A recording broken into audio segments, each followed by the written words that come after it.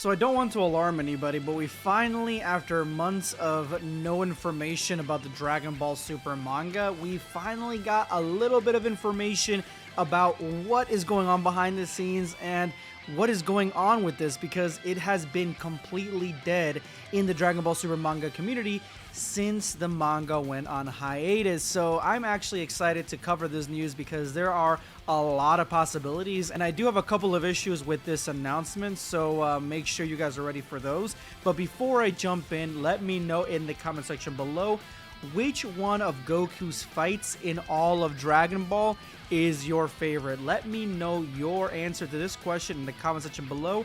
And as always, huge shout out to the Black Squad, all you guys who watch all my videos, my update videos, and the few that are watching the mangas that I'm reviewing right now, because you guys are awesome. Thank you so much for watching those. I have been reviewing the new Dragon Ball New Hope manga, which is really exciting, really enjoyable, and I love reviewing it. So thank you guys all for loving it. I'm gonna leave a link to that manga in the description below. Go ahead and check it out. Let's go ahead and jump in. If you're a serious Dragon Ball fan, you know who this guy is. It is Victory Uchida, and he just had Toyotaro on recently for another breakdown of Dragon Ball, as well as a Dragon Ball contest. Which Goku battle is the best battle in all of Dragon Ball? And that's kind of the reason that I wanted you guys to answer that question in the beginning, because I was curious as to see what you guys would think would be the best battle Goku has ever had. If you stick around till the end of the video, I will let you know which battle I think is the best one that Goku had in the entirety of Dragon Ball. But this is a profoundly interesting change of events, because it explains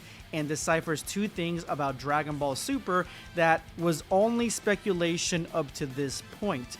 So the very first thing is that they talk about Super coming back, the future Dragon Ball Super, and just exactly where it's gonna go. So a lot of fans thought that Dragon Ball Super was going to be over after the passing away of Akira Toriyama. Then Dragon Ball went on hiatus. It seems like Toyotaro has taken this time to grieve and to have off, because he's been doing the Dragon Ball Super manga for so long. So he was basically taking a break, but that doesn't seem to be the case. It seems to be the case that we are going to be getting Dragon Ball Super manga. It's going to come back soon, and it's going to be coming back under a new leadership, because Toyotaro was just referred to as the creator of Dragon Ball Super, and it's not a typo. He was referred to as the creator of Dragon Ball Super, meaning that he has inherited Dragon Ball from Akira Toriyama. Now, this is tremendous news, because not only are we going to be getting more Dragon Ball Super in the future, but it's going to be woven by the skillful hand of Toyotaro, and the way that he tells stories, and the way that he's been telling Dragon Ball stories, creating Dragon Ball characters, all that.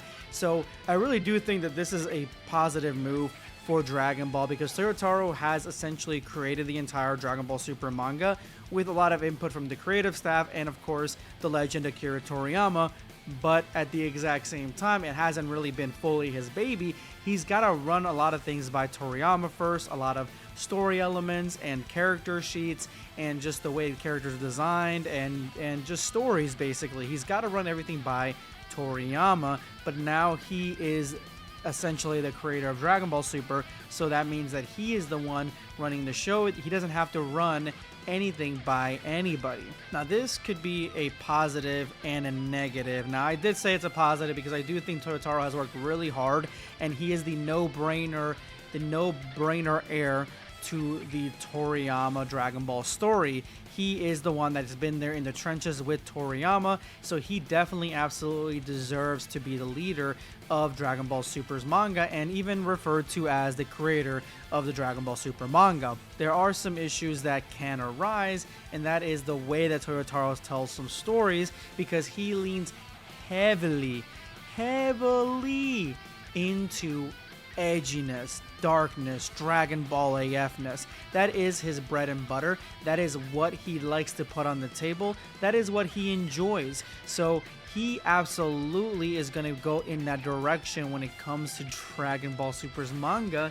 So we're going to be getting more stories that are, say, like the Granola arc and Moro, but much heavier and darker themes, then we are going to get stories like, say, the Tournament of Power, or even Dragon Ball Super Superhero, which, again, if you like those edgy stories, this is a huge win for you, because Toyotaro is your guy. But I think that there should be a decent balance between what Akira Toriyama likes to make and has a influence on, and the difference should be between that and what Toyotaro does, because there needs to be some lightheartedness, heartfelt moments with some goofy and sweet characters along the way. And I'm hoping that Toyotaro absolutely knows that, which I honestly do believe that he has had plenty of meetings, and he definitely understands that he needs to be able to balance both the edginess and the goofiness.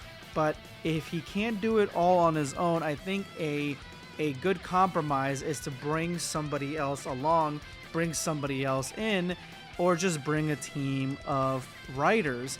And to be honest, I really think that he should bring some of the Dragon Ball fan manga artists and creators and writers that have been basically creating all sorts of Dragon Ball fan mangas throughout the last 15 years, 20 years, and kind of give them an audition to help him with a writing room on what the next arcs of Dragon Ball Super are going to be.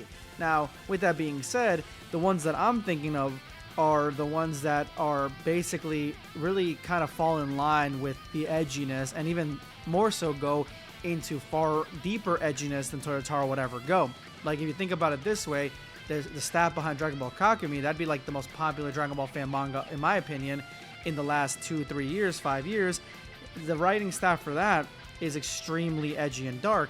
You look at Dragon Ball Multiverse, who has been going around for the last 15 years, it's the exact same thing. I mean, never forget Majin Bra. So it's going to be difficult to find somebody that really has that sort of flair and the love for goofiness and sweetness and that type of art and that type of writing that Toriyama had.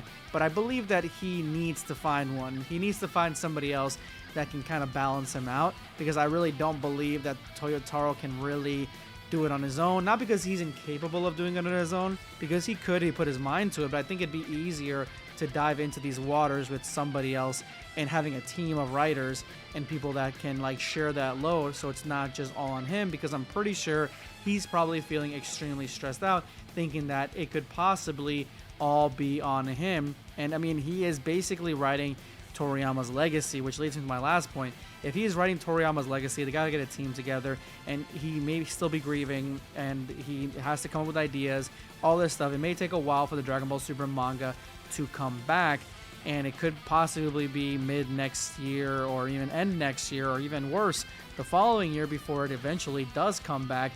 Could be the same thing as Hunter x Hunter has been seeing the last decade or so. But that's the news. Let me know in the comments below what you guys think. This is going to be Blackscape signing off. Take care, guys.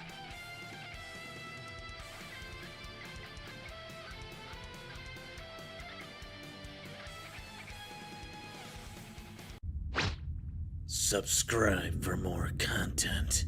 Or perish.